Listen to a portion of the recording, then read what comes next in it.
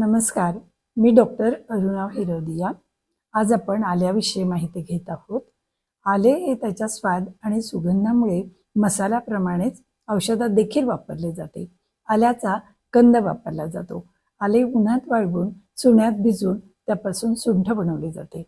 आले हे पित्तकारक असले तरी सुंठ ही पित्तशामक आहे। आले उष्ण, तीक्ष्ण, तिखट, अग्निदीपन करणारे आणि वातकफाचे विकार नाहीसे करणारे आहे। आल्याचा रोजच्या जेवणात जर आपण वापर केला, तसेच जेवणापूर्वी आल्याचा तुकडा सैंधव मिठाबरोबर जर खाल्ला तर भूक चांगली लागते, तोंडाला चव येते, अन्नाचं पचन होतं आणि कफवाताचे विकार होत नाहीत। तोंड आणि गळा स्वच्छ होतो। आल्यामुळे तोंडातील लाळेचे प्रमाण वाढते, तसेच जठरातील पाचक स्रावाचे देखील प्रमाण वाढते आणि त्यामुळे अरुची म्हणजे चव नसणे आणि अग्निमांद्य म्हणजे भूक न लागणे हे विकार नाहीसे होतात।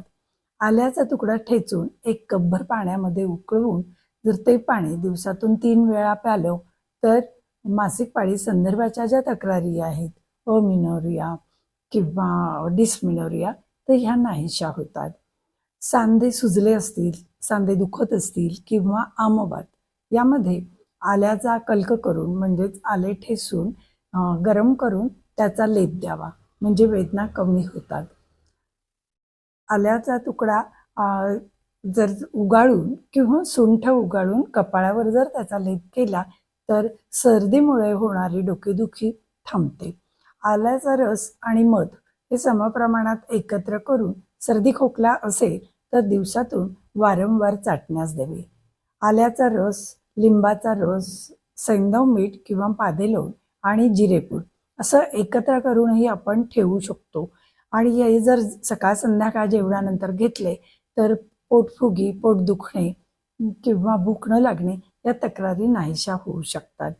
आले हे ग्रीष्म ऋतू आणि शरद ऋतू यामध्ये वापरणं हितावह नसतं। इतर वेळेला गर्भिणी, बाळंतीण, वृद्ध, तरुण, लहान मुले या सर्वांसाठी निर्भयपणे आल्याचा वापर करावा। धन्यवाद।